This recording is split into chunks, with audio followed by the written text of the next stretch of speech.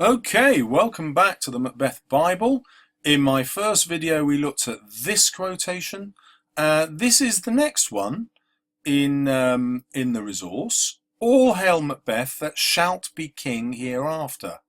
So we can look at the certainty of this verb, the verb to be. There is absolutely no doubt in the witches' minds that he's going to become king. Well, now we can go here and look at an interpretation of this, because if the witches are certain, it means that Macbeth does not need to act in order to become king. And Macbeth later questions himself, should he kill Duncan, or should he simply wait? And the witches' words clearly indicate that he can simply wait. So when you're considering whether Macbeth is unduly influenced by the witches in order to kill Duncan, it's worth bearing in mind that they never tell him to kill. And so some readers see Macbeth as always predisposed to assassinate Duncan. He is, in effect, a psychopath who has found his true place in society as a warrior, but that same thing that makes him heroic in battle is the same tragic flaw, the hereafter, that is going to make him kill Duncan. We can't blame the witches for it. And here we have hamartia, which I just unhelpfully pronounced as hereafter. This is a Greek word that means the tragic flaw, the fatal flaw that the hero has. It comes from Greek tragedy, and of course the Greeks invented the form. They pretty much invented plays, or written ones anyway, that have survived. The earliest ones come from Greece, and they invented this idea of tragedy. There's some very useful vocabulary here. So you can talk about the tragic hero, you can talk about the protagonist, the main character, and all this kind of language will signpost like big, massive for sale signs outside a house saying, Mr. or Miss Examiner, I really know my stuff, give me the top grade. Okay, now we're going to the second assessment objective, looking at the form and structure again.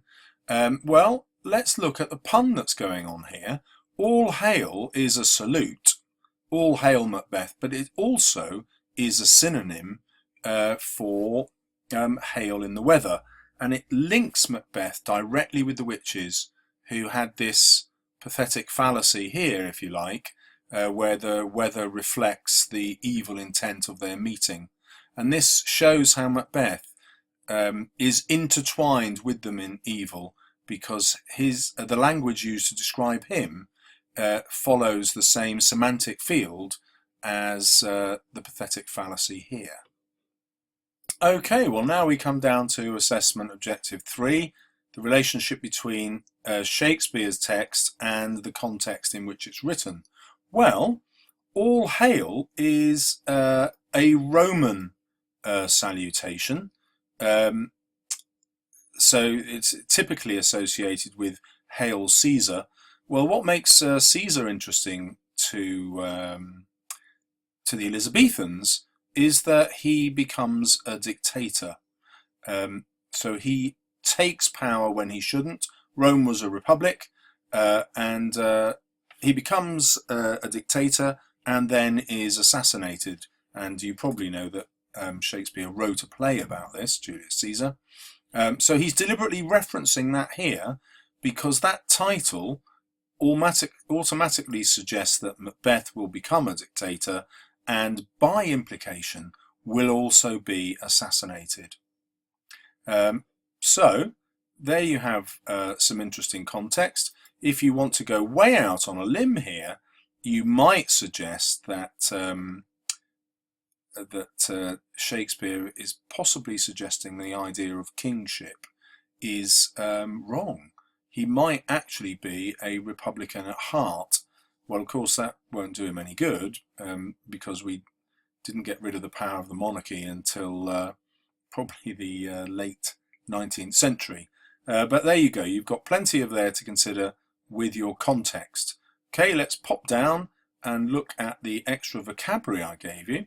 So pathetic fallacy, where things in nature reflect the emotions of the character, and the semantic field means what you associate with a group of words. So the semantic field of these was all about the weather, as was hail, and then I've introduced a new semantic field here because it's a translation of the Latin and that Roman greeting for Caesar. So once again, you can see how each quotation automatically allows you to talk about each of the assessment objectives. And when you do that, you always get top marks. So if you'd like more, don't forget to subscribe, and good luck in your revision.